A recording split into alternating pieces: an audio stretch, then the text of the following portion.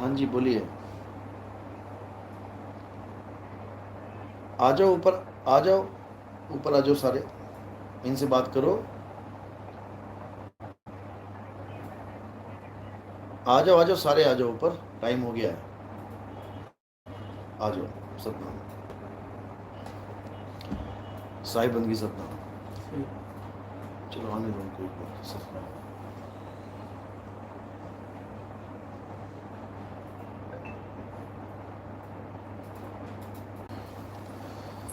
सतनाम, सतनाम,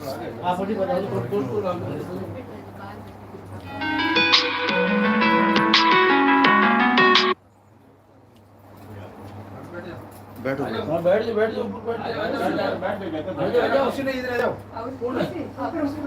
बैठ जाओ, बैठ जाओ, हाँ जाओ, नहीं बैठी जाए, आप सोफा में बैठा तो रोज नीचे बैठी जाए, तो आप सोफा पे बैठ जाओ, आप बैठ जाओ सोफा पे, नहीं मैं ढोक रहा है कोई, हाँ लेट बैठ जाओ, कोई टेंशन नहीं, बैठो बैठो बैठो बैठो, इलाज हो तो बैठ जाओ, आराम बैठो, नहीं तकलीफ है तो बैठ जाओ, कोई टेंशन नहीं। तो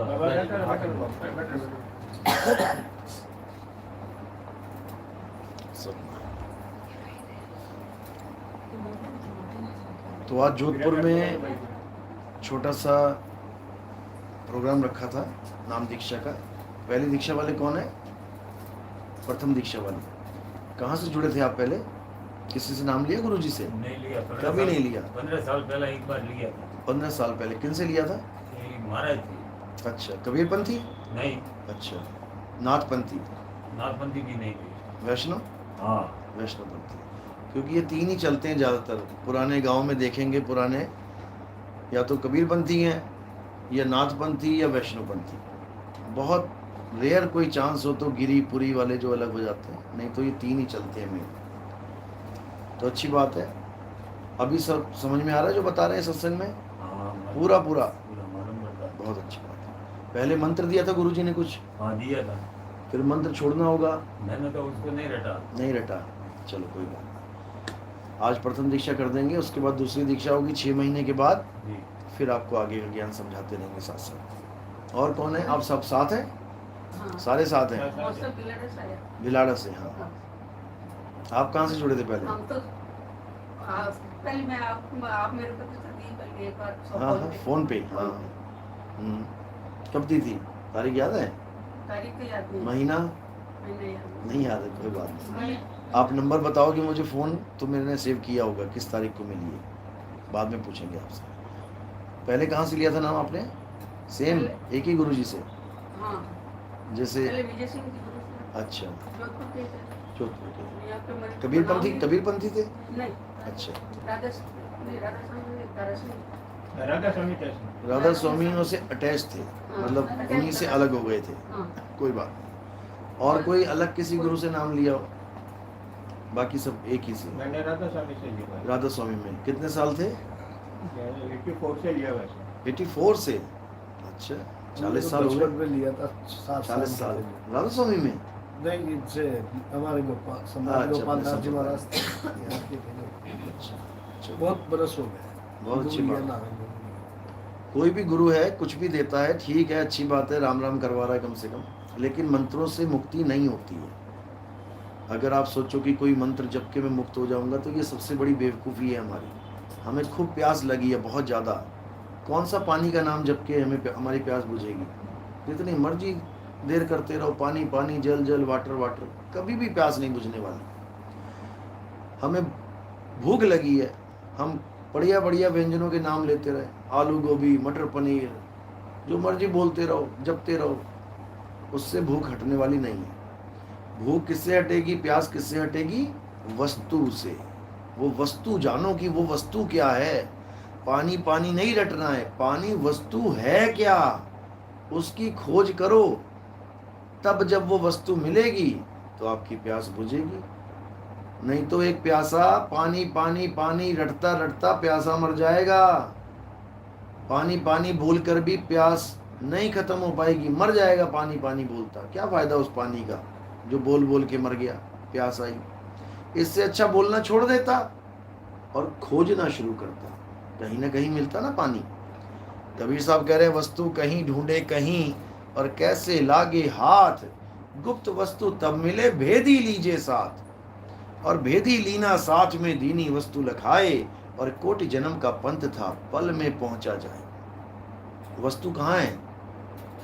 मंदिर में पड़ी है क्या?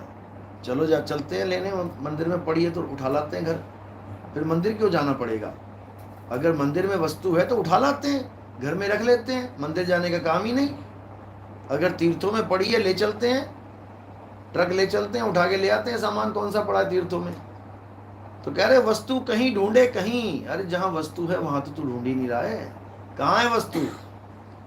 वस्तु मेरे पास में, मोको कहाँ ढूंढे रे बंदे, मैं तो तेरे पास में। ना मैं, ना मंदिर में, ना मस्जिद में, ना काबे कैलाश में, बिल्कुल मना। ना मैं जप में, जो तुम जप रहे हो, कोई भी नाम जप रहे हो, अक्षर जप रहे हो तुम।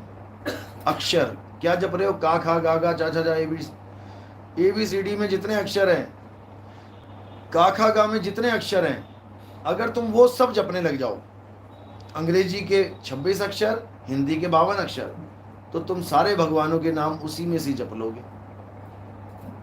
समझ रहे हो? अगर आ ई उ तुम जपने लग जाओ 52 अक्षर रोज, तो तुम्हें अलग से किसी भगवान के नाम जपने की जरूरत नहीं पड़ेगी। क्योंकि अगर तुम सोच रहे हो कि रा और माँ इसको जप के मेरी मुक्ति होगी, तो या रा ला वा पा फा बा भा मा आ गया उसी में। ऐसा कोई नाम ही नहीं है जो उन 52 अक्षरों में नहीं है। जैसे आप लोग जपते हैं राम बाण, नवल बाण, ऐसे करके नाम है, वो भी जपने की जरूरत नहीं, वो भी उसी में ही है, क्योंकि वो भी अक्षर है।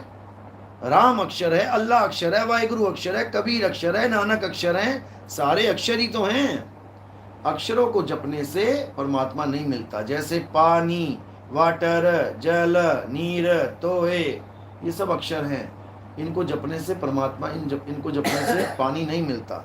पानी चाहिए, अक्षर छोड़, गड्ढा खोद, और जब गड्ढा खोदते जाओगे तो वो कुएं का रूप ले लेगा। पहले तो गड्ढा ही होगा। अब एक दिन तुमने गड्ढा खोदा, बंदा कहेगा क्या खोद रहा है, गड्ढा क्यों कर दिया यहाँ पे? वो गड्ढा तब तक बोलेगा जब तक उसमें पानी नहीं आ गया, और जैसे ही पानी आ गया उसमें, अब गड्ढा कौन बोलेगा उसे? अब क्या बोलेंगे उसे?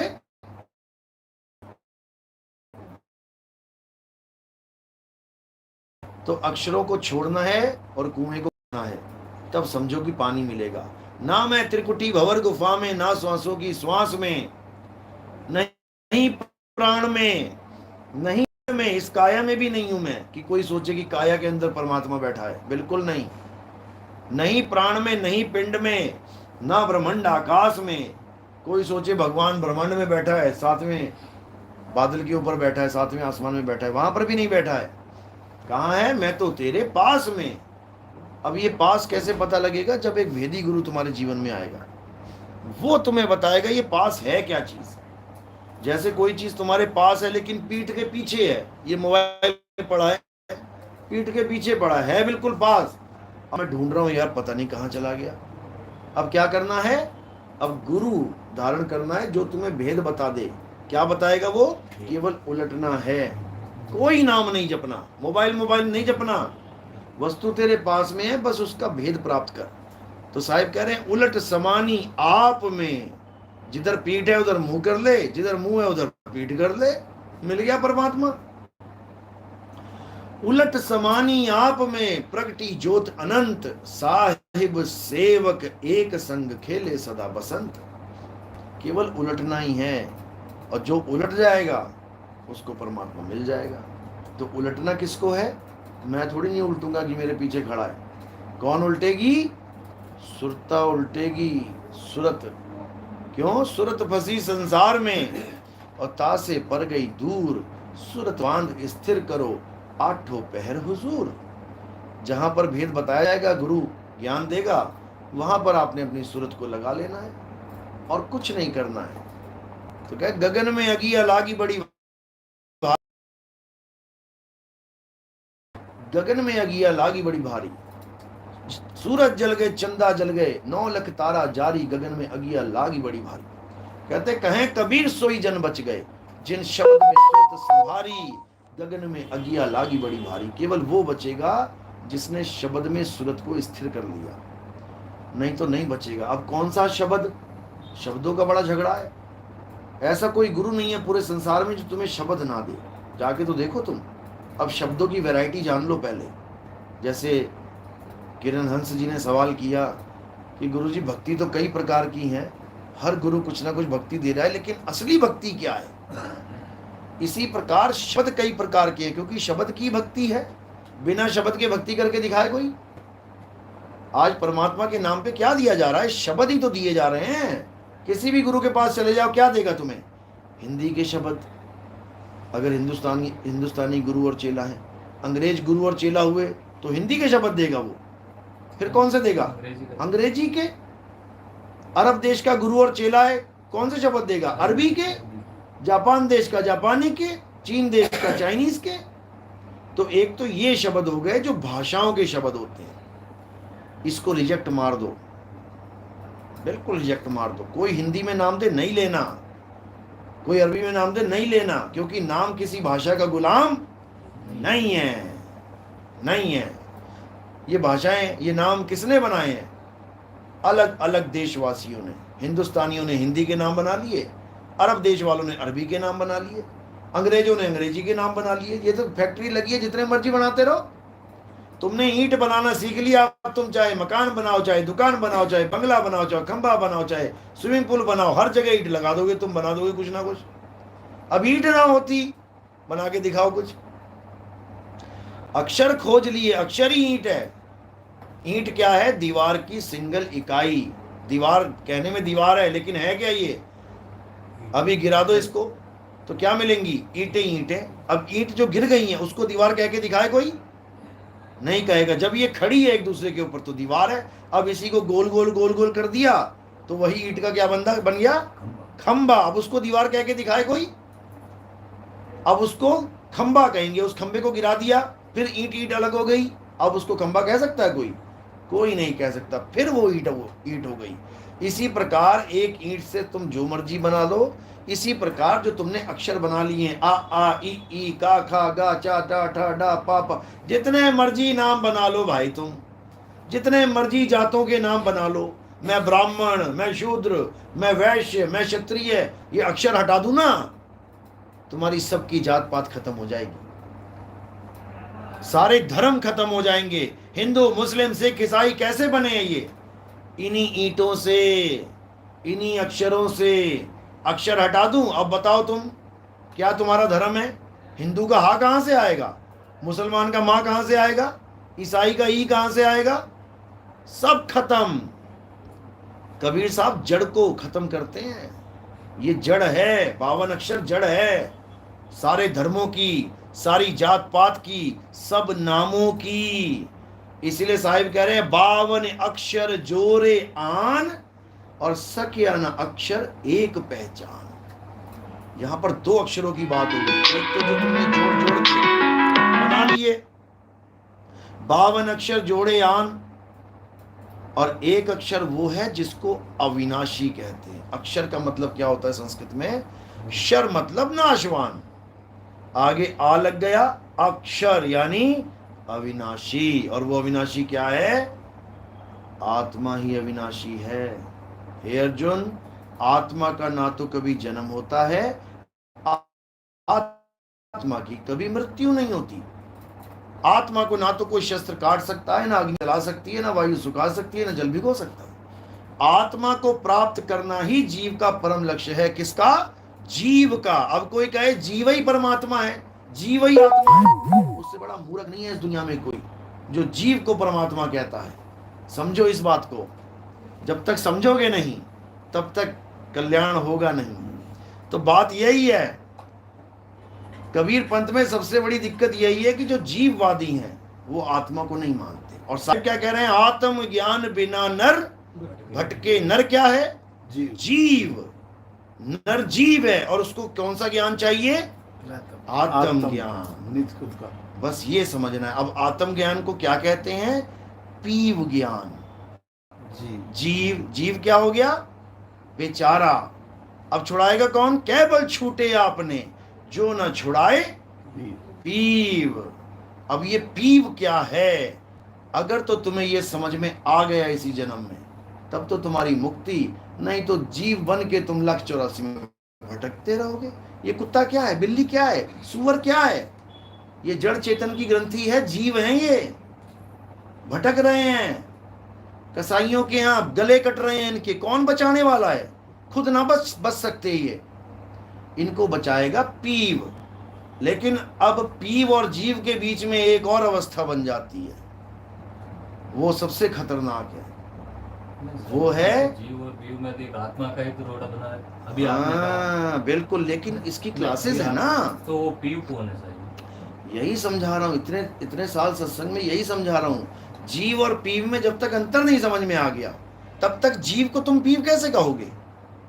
कुछ तो अंतर होगा। बर्फ और पानी भले एक है, लेकिन पानी मारा तुम्हारे मुंह पे और बर्फ मारी तुम्हारे मुंह पे, कुछ तो फर्क है।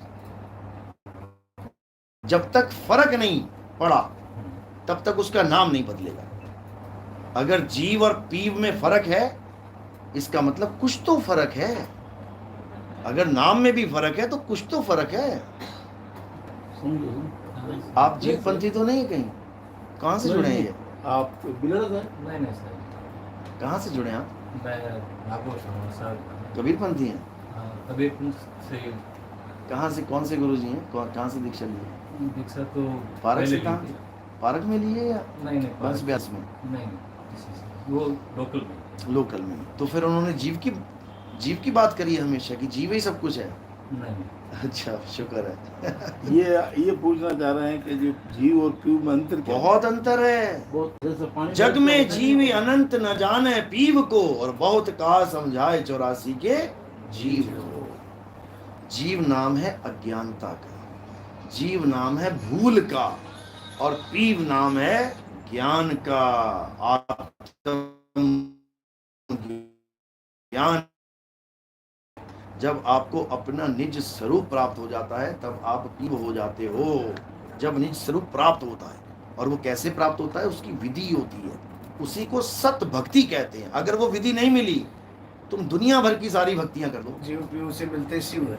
ये बीच की अवस्था है। ये शिव बीच शिव बीच की अवस्था शिव है। बीच की अवस्था। शिव बीच की अवस्था है। ये नवल साहब की वाणी में मिला ना? बताओ जरा कोई वाणी बोलो जिसमें जीव शिव पीव तीनों का जिक्र आ जाए। कबीर साहब ने तो बहुत सारी बोली हैं। वो याद है आपको? नहीं याद है, कोई ये बात नहीं। शिव तो सब ये बीच की अवस्था है। शिव ब्रह्म अवस्था है। ब्रह्म शिव अवस्था से है ये ऊपर तो। क्या है? ब्रह्म है।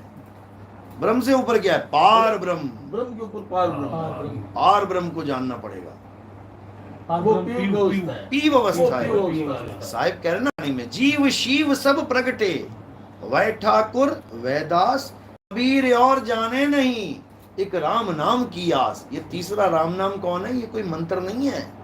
राम नाम कौन है? ये पीव है। राम हमारा पीव है, और जीव शिव, ये दोनों ही अवस्था अधूरी है। ये बार बार जीव से शिव, शिव से जीव, यानी जीव भक्ति करता है, गलत भक्ति करता है, अधूरी साधना करता है, तो ब्रह्म अवस्था को प्राप्त होता है। दोबारा सृष्टि बनाता है शिव, और फिर जीव बन के आ जाता है। जन्म मरण चलता है। बस अब जब जन्म मरण खत्म करना है तो शिव से पीव में आगे जाना पड़ेगा। तब आपको समझ में आएगा कि आपका निज स्वरूप क्या है। ना तो आप ब्रह्म स्वरूप हैं, ना ही आप जीव स्वरूप हैं। अरे ब्रह्म बड़ा की जहां से आया, और वेद बड़ा की जिन निर्माया, ई मन बड़ा की जेहि मन माना, और राम बड़ा की राम ही जाना। भ्रम भ्रम कबीरा फिरे उदास, तीरथ बड़ा या तीरथ का दास। भ्रम भ्रम कबीरा, ये जो भ्रम भ्रम कबीरा है, यही जीव है। देखो कितने जीव भटक रहे हैं। हाँ, वहाँ बैठे थे, इन्होंने कहा था क्या बोला था? आला पिंगला मई के है, हैं? आला पिंगला मई के है। इंगला पिंगला। और इसने अच्छा, उन्होंने ऐसा बोला, क्योंकि इनके गुरुजी ने बताया होगा सब ना। होगा। फिर मैंने एक वाणी बोली, हम्म, ना भी द्वादश है नहीं उनकी, नहीं कोई धरनी पड़ी, क्या बात है। सास उसासा है नहीं उनका, ध्यान उसी का धर्म। बहुत बढ़िया, बहुत बढ़िया, हंसा बेगम की एकदम कर, क्या बात है। बेगम भेदों से न्यारा जन्म मरण से डरती। श्वासों का भी खेल नहीं है, अक्षर का कोई मेल नहीं है। श्वासों का एक कोई खेल नहीं है, स्वर व्यंजन का मेल नहीं है, संतों वो घर सबसे न्यारा। लेकिन ये तब समझ में आता है जब आपको कोई भेदी गुरु, नहीं तो श्वासों में फंसाने वाले 36 बैठे हैं। तुम छोटे से छोटे गुरु के पास चले जाओ जिसको कोई जानता नहीं, और बड़े से बड़े गुरु के पास चले जाओ जिसको सारी दुनिया जानती है, 90% गुरु तुम्हें श्वासों में उलझा देंगे। सबसे बड़ी दुविधा है ये सांसें। बनारस जी ने हाँ शास्त्र में कहा ना, अला पिघला सोच के सुस्मन लियो निहार। हाँ, श्वासों में सबने बोला है, दिल में जोत जल रही ये सच्चा निशान। हाँ, लेकिन वो ब्रह्म ज्ञान की बात है। अब ब्रह्म ज्ञान ब्रह्म ज्ञान प्राप्त करना है तो श्वासों में जाना पड़ेगा, लेकिन ब्रह्म ज्ञान से हमारा कोई लेना देना ही नहीं है। बाईपास शहर में तो जाना पड़ेगा तुम्हें, लेकिन अगर शहर में नहीं जाना तो फिर बाईपास, क्योंकि भक्ति की चालें होती हैं, 4 चालों से भक्ति होती है। पहली चाल होती है चींटी की चाल। उस चाल में क्या होता है, नाम जपने होते हैं और ये चक्रों की साधना करनी होती है। मूल चक्र गणेश का वासा, इंद्रिय चक्र ब्रह्मा का वासा, नाभि चक्र विष्णु जी का वासा। ये सीधे चढ़ने का। बस सीधे चढ़ना, जैसे चींटी चढ़ती है दीवार पे, चढ़ी उतरी चढ़ी उतरी चढ़ी उतरी, पहुंच जाएगी टॉप तक। पहुंच गई, ठीक है, अच्छी बात है, लेकिन दीवार तक ही सीमित रहेगी, दीवार से आगे कहाँ जाएगी। ऐसी मकड़ी है, मकड़ी के पास 2 चाल होती हैं, एक चींटी की चाल भी होती है और एक मकड़ी की चाल। चलती तो वो चींटी की तरह दीवार पे, लेकिन एक बार ऊपर जाल बुन दिया फिर वो दीवार से नहीं उतरती नीचे। फिर कैसे उतरेगी, फिर जाल से उतरेगी, और चढ़ेगी भी जाल से, फिर दीवार को यूज नहीं करती वो। इसी प्रकार कुछ भगत ऐसे हैं जो भक्ति करते हैं, पहले तो मंत्र जपते हैं 2.5 2 घंटा, चढ़ाई करते हैं, उसके बाद कानों में उंगलियां डाल के शब्द को सुनते हैं। अगर वो शब्द उनको मिल गया उसके बाद वो नाम को छोड़ देते हैं, दीवार को छोड़ दिया, अब उस शब्द से रूहानी मंडलों की सैर करते हैं, अंदर गए बाहर आए, अंदर गए बाहर आए। तीसरी चाल है मछली की चाल। मछली की चाल कौन चलता है, जो जैसे मछली पानी के उलट चल, पानी इधर जा रहा है, मछली उल्टी छलांग मारेगी। तो मछली की चाल होती है उन योगियों की जो श्वासों की भक्ति करते हैं, श्वासों के साथ सिमरन करते हैं, वो मुंह से नहीं बोलते, उनकी सांसों पे नाम चलता है। ओम सोहं, ओम सोहं, या अकेला सोहं सोहं, ये सब चलता है। कोहं, राम राम, वाहे गुरु अल्लाहू अल्लाहू। कोई भी नाम फिट कर सकता है गुरु, कुछ भी दे सकता है तुम्हें उसमें। ऐसे ऐसे बैठे जो मैं तू देते हैं, सांस लिया, मैं तू करते रहो सारी उम्र, मैं तू, ऐसे भी बैठे हैं। तो श्वासों के साथ कहां तक गति होगी, मछली की गति कहां तक जा सकती है, जहां तक पानी है, यानी तुम्हारी सूरत वहां तक जाएगी जहां तक श्वासा जा सकती है। तो साहिब कह रहे हैं, सूरत से देख ले वह देश, सूरत से देख ले वह देश, देखत देखत दीखण लागे, मिट गए सकल अंदेश, सूरत से देख ले वह देश। ना वहां जाप और ना वहां अजप्पा, ये सांस भी नहीं पहुंचा सकती वहां तक, नाम तो क्या पहुंचाएंगे। ना वहां जाप नहीं वहां अजप्पा, नी अक्षर परवेश, सूरत से देख ले वह देश, सूरत से देख ले वह देश। यानी जाप मरे अजप्पा मरे, अनहद भी मर जाए, और सूरत समाए शब्द में वाको काल न खाए। बिल्कुल सिंपल ज्ञान है कबीर साहब का, जलेबी की तरह सीधा, अटपटा तो हो गया ना सर। जलेबी की तरह सीधा, अरे नहीं, जलेबी की तरह सीधा।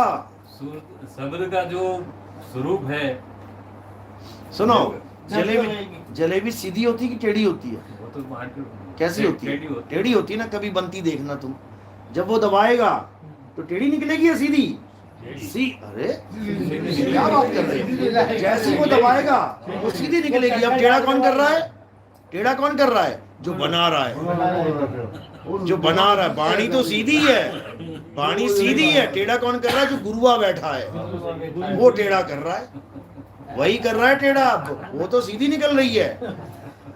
इसीलिए गरीबदास जी ने बोला, गुरुआ गांव बिगाड़ा संतो, गुरुआ गांव बिगाड़ा। इन गुरुआ लोगों ने पूरा पूरा गांव, पूरा पूरा शहर, पूरा पूरा देश बर्बाद कर दिया। नाम तो जपना पड़ेगा। क्यों जपना पड़ेगा, क्यों जपना पड़ेगा? नाम कोई जपने की चीज ही नहीं है, नाम तो हमारे जीवन को आसान करने की चीज है। इन सारी चीजों के नाम रखे हैं। भैया सुई ले आना, कितना आसान हो गया। सुई लेके आएगा, चप्पल लेके नहीं आएगा, पानी लेके नहीं आएगा। नाम केवल हमारे 3 लोक के ज्ञान के लिए बना हुआ है, भगवान के लिए नहीं बना हुआ है। नहीं तो एक ही नाम काफी था कि वो इतने सारे बना दिए। एक गुरुदेव किसी नाव में बैठ के नदी को पार कर ले, उस नाव को जलाया चली जाएगा। उसको नाव को जलाया नहीं जाएगा, लेकिन नाव पार तो करे। नाव में छेद है, तुम्हें डुबा रही है, फिर उसका क्या करेंगे? फिर जहाज पे चढ़ा जाएगा। नाव को छोड़ दे और जहाज पे आ जा। नानक नाम जहाज है और चढ़े से उतरे पार। जहाज में और नाव में क्या फर्क होता है? जहाज में चप्पू नहीं मारे जाते, जहाज में तुम चप्पू नहीं मारोगे और नाव में तुम चप्पू मारोगे। अब देखो तुम चप्पू कैसे चला रहे हो? राम राम राम राम तुम चला रहे हो। कब तक चलाओगे? जब तक है जान, जब तक है जान। और जब जान निकल गई फिर कौन सा चप्पू चलेगा? अब तुमने जहाज में बैठना है, जाके बैठ जाओ। अब जहाज खुद ही ले जाएगा तुम्हें, बस बैठना है। जहाज पे चढ़ना, नानक नाम जहाज है, चढ़े सोतरे पार। बस चढ़ो तो सही। चढ़ोगे तो तब जब पता लगेगा जहाज है कहाँ। चढ़ना ही कोई नहीं सिखा रहा। साहब कह रहे हैं अब तो जाए चढ़े सिंहासन, मिले है सारंग पानी, और राम कबीरा एक भय है, कोई न सके पहचानी। ये साहिब की वाणी है कि ये वहां पर दो नहीं है कि वहां पर तुम्हें कोई परमात्मा मिलेगा। साहिब कहते हैं तू करता तू भया, मैं तू करता था, तू ही हो गया और मुझ में रहा ना हूं का मतलब होता है अपना अलग अस्तित्व बना लेना। मैं लड़का हूं, मैं लड़की हूं, मैं डॉक्टर हूं, मैं इंजीनियर हूं। जब उसमें मिल गया तो हूं खत्म हो गया। अब मैं क्या हूं? तू करता तू भया और मुझ में रहा ना हूं। आपा खोजा मिट गया, जब आपा परखा मिट गया, जित देखूं तित तू। अब उसके सिवा कोई दिखता ही नहीं है। अब जितने भी ये शरीर हैं, पहले शरीर दिखते थे, अब क्या दिखता है? अब आत्मा दिखती है। यानी आत्मा का पता लगता है कि आत्मा की वजह से ये काया है। ये भाई साहब बैठे हैं सामने बात कर रहे हैं, क्यों? आत्मा की वजह से। ये शरीर नहीं है, ये आत्मा है। शरीर तो कपड़े हैं इनके, किसी के काले हैं, किसी के गोरे हैं, किसी के भूरे हैं, अलग अलग तरह के कपड़े पहन के आ गया। किसी को आदमी के कपड़े मिल गए, किसी को औरत को, किसी को किन्नर को, किसी को बच्चों के मिले हुए हैं। अभी थोड़े दिन में ये पुराने हो जाएंगे, ओल्ड मॉडल हो जाएगा, बूढ़े हो जाएंगे। देखो बाल सफेद हो गए, चमड़ी लटक गई।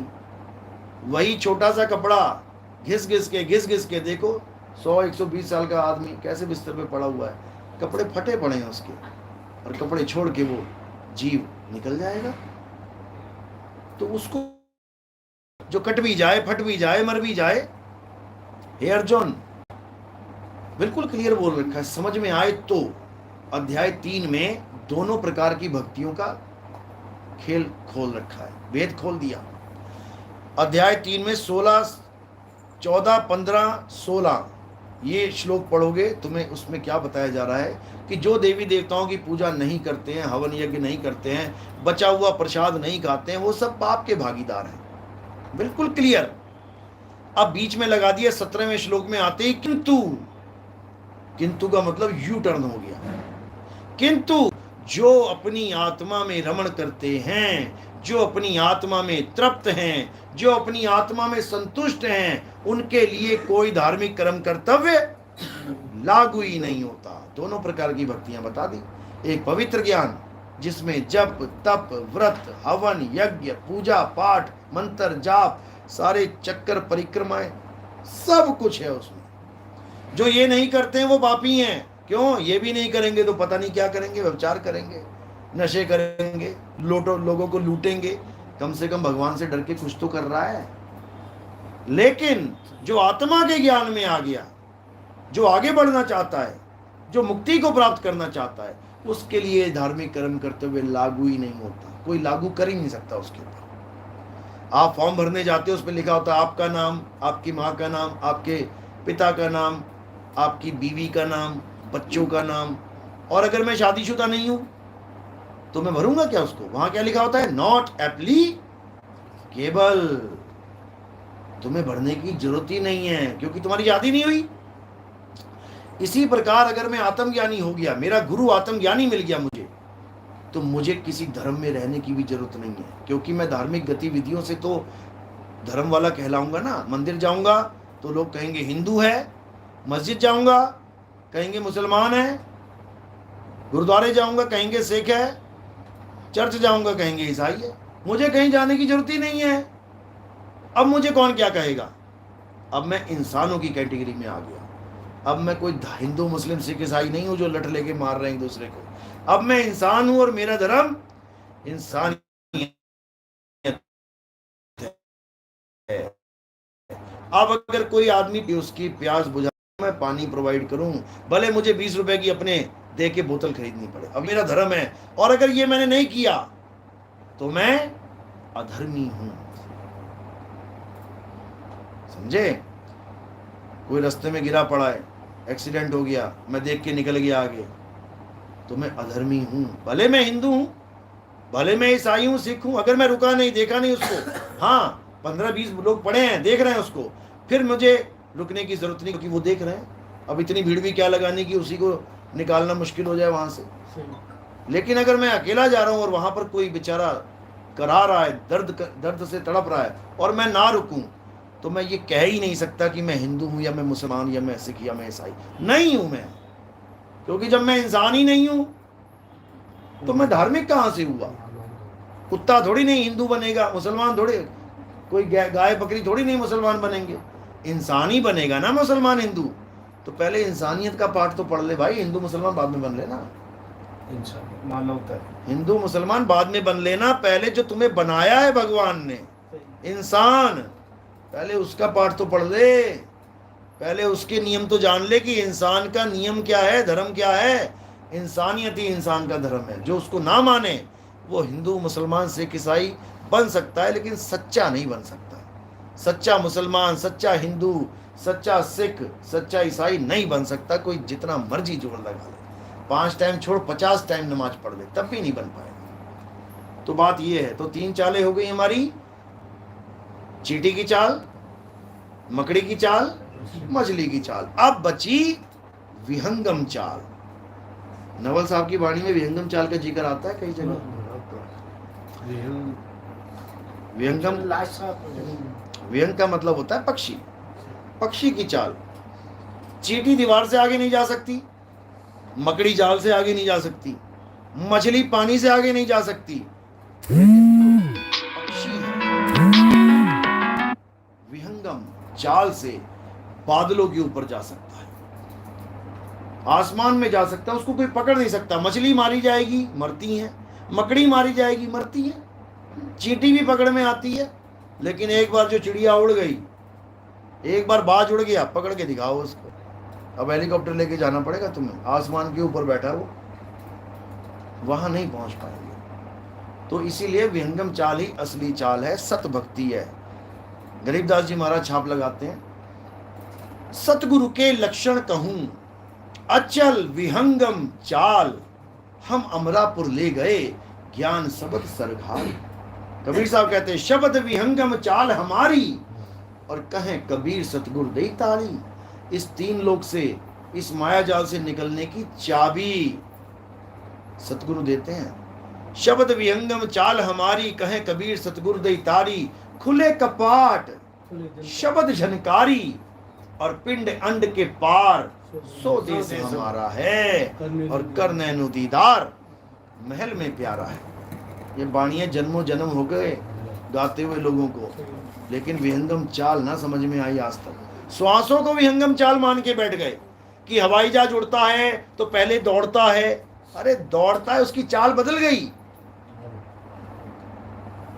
हेलीकॉप्टर उड़ता है, रॉकेट उड़ता है, कहां दौड़ता है? उसमें तो टायर भी ना लगे होते हेलीकॉप्टर में, रॉकेट में टायर भी नहीं होते, क्योंकि उसकी चाल विहंगम चाल है। हवाई जहाज को तो इंजन से जोड़ा गया है, उसको दौड़ाना पड़ता है, शुरू में मजबूरी है। लेकिन विहंगम चाल असल में वो होती है जो प्योर विहंगम चाल होती है। उसमें कोई और चाल नहीं आती कि पहले वो कुत्ते की तरह दौड़ेगा पक्षी, जैसे हवाई जहाज दौड़ रहा है, तब जाके वो अपनी चाल पकड़ेगा, बिल्कुल नहीं। यही सबसे बड़ा धोखा है कालदूतों का।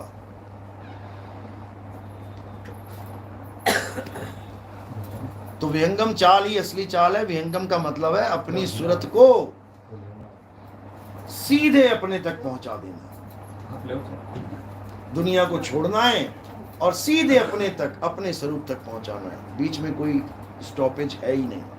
जैसे कुत्ता शीशे के सामने खड़ा होके भौंक रहा है, अब क्या करे बचे, वरना भौंक भौंक के मर जाएगा। क्या करना है, अपनी सूरत को शीशे से डायरेक्ट बाहर कर लेना है। साहिब जी, हाँ। हमारा निज स्वरूप सभी का एक है या अलग? एक स्वरूप है, एक स्वरूप है, अलग अलग स्वरूप नहीं है। स्वरूप हमारा एक ही है। उस स्वरूप को भूल के हम सब अलग अलग हो गए, बस ये समझ लो। स्वरूप हमारा एक ही है। उसी को बोला है तेरा एक नाम तारे संसार। निज स्वरूप ही हमारा असली रूप है।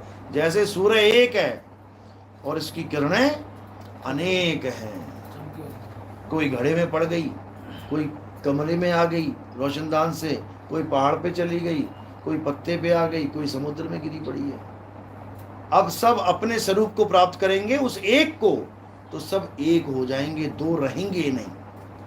इसीलिए बोला तेरा एक नाम तारे संसार। पूरे संसार को तार सकता है वो एक स्वरूप, और वही हमारा निज स्वरूप है। तीन गुणों की भक्ति में भूल पड़ा संसार, और कहे कबीर निज नाम बिन कैसे लागे पार। अगर सबके स्वरूप अलग अलग होते तो सबके नाम अलग अलग होते। फिर तो गुरु जो नाम दे रहा है सबको अलग अलग नाम देना पड़ता, क्योंकि यहाँ पर स्वरूप ज्ञान है, नाम ज्ञान नहीं है। नाम तो लोगों को अलग अलग कर देता है, स्वरूप लोगों को एक कर देता है। बात यहाँ पर है। चलो आज का सत्संग यही समाप्त करते हैं, अब उसके बाद नाम दीक्षा शुरू करेंगे। बोले सतगुरु बंदी छोड़ कबीर साहिब की सदा ही जय। सतनाम साहिब। साहिब